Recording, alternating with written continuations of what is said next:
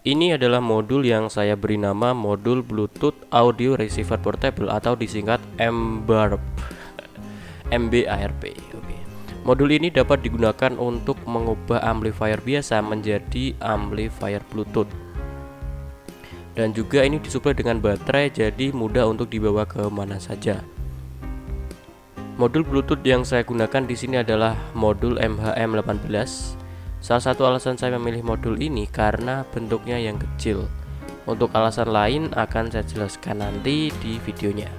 Untuk supply-nya saya menggunakan baterai lithium dan saya tambahkan juga modul charger dan proteksi untuk baterai ini. Tonton terus video ini sampai selesai untuk mengetahui cara membuat modul Bluetooth ini. Sebelum lanjut jangan lupa untuk menekan tombol subscribe dan bunyikan notifikasinya. Oke, mari lanjut ke videonya.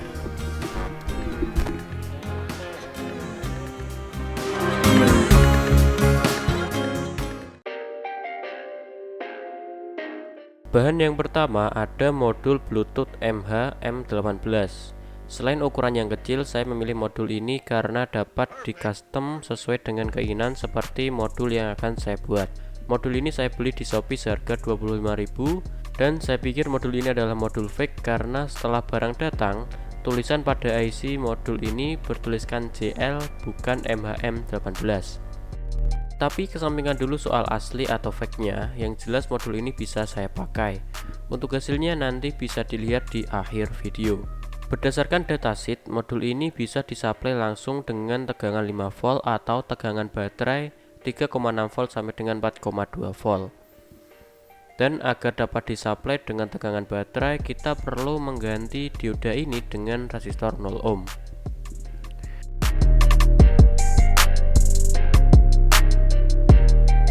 Bahan selanjutnya ada modul charger dan proteksi untuk baterai. Kemudian ada konektor audio 3,5 mm. Konektor ini saya ambil dari modul Bluetooth USB. Selanjutnya ada push button untuk tombol navigasi. Kemudian ada resistor untuk tombol. Resistor ini untuk mengatur ADC dari setiap tombol navigasi agar sesuai dengan fungsinya. Resistor yang saya gunakan ini tidak sesuai dengan datasheet karena yang sesuai dengan datasheet itu sulit dicari, dan semoga saja tombol navigasi ini masih berfungsi dengan baik. Kemudian ada baterai holder untuk satu baterai lithium dengan ukuran 18650, dan yang terakhir ada baterai lithium 18650. Oke, itu dia bahan-bahannya dan kita akan lanjut ke pembuatan desain PCB.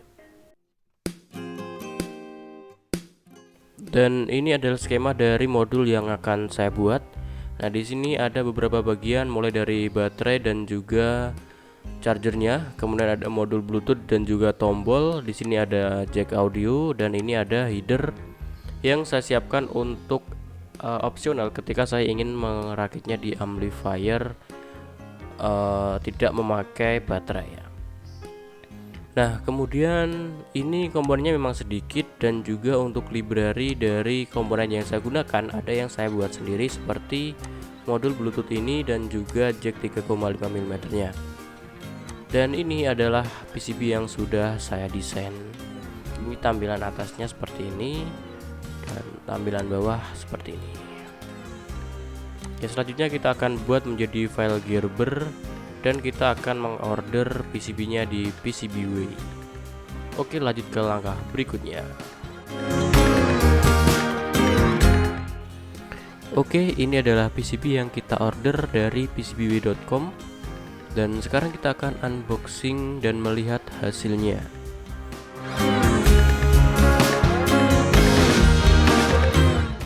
Oke, hasilnya cukup detail seperti yang saya desain dan juga sangat presisi sekali dan saya sangat puas dengan hasilnya.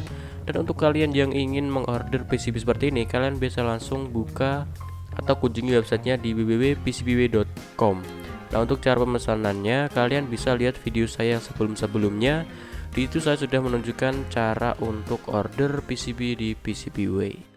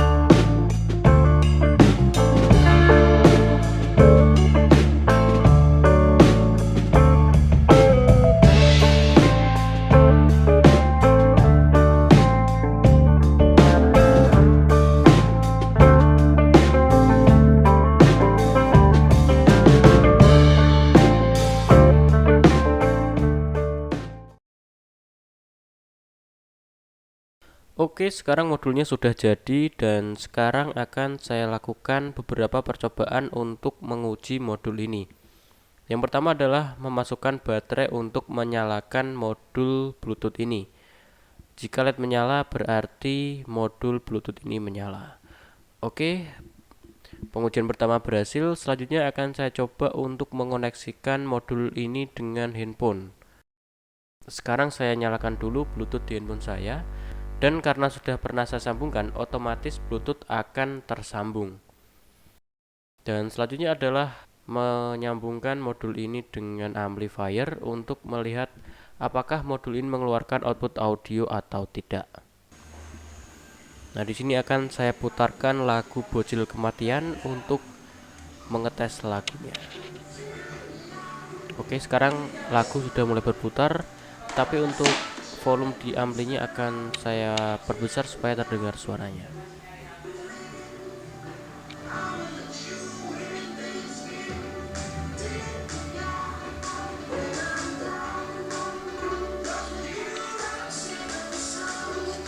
Oke, selanjutnya kita akan mencoba tombolnya. Nah, di sini tombol pertama adalah tombol play. Sepertinya ini tidak berfungsi, tombol pertama. Tombol kedua adalah next. Nextnya juga tidak bisa. Tombol ketiga adalah preview. Preview juga tidak bisa. Wah, 3 tombol tidak bisa. Dan yang terakhir ini adalah tombol on off. Tampaknya yang berhasil ini hanya on off. Dan ternyata masih ada. Dan masih ada fungsi tombol lain yaitu volume dengan menekan dan menahan tombol ketiga dan tombol kedua. Nah, tombol ketiga ini untuk mengurangi volumenya. Di sini kita coba dan ternyata berhasil. Kemudian untuk tombol yang kedua ini untuk volume up. Kita coba dan berhasil. Oke, jadi antara 6 fungsi tombol ada 3 tombol yang berfungsi dan 3 tombol yang tidak berfungsi.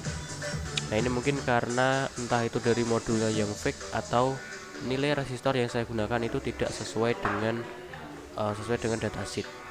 Nah, pengujian terakhir di sini akan saya coba untuk mencharger baterainya. Kita tinggal colokkan saja USB ke modul charger ini. Nah, jika ini LED merah menyala berarti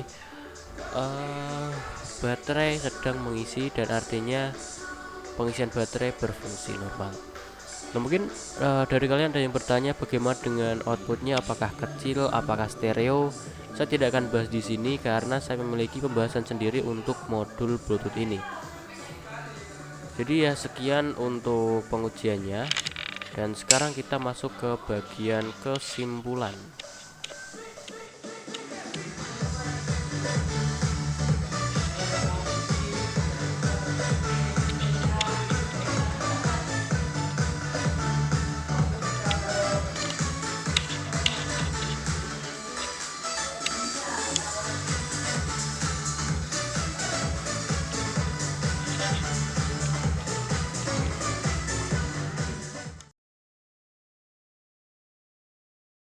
Oke, sekarang kita sudah sampai di bagian akhir video ini, yaitu bagian kesimpulan.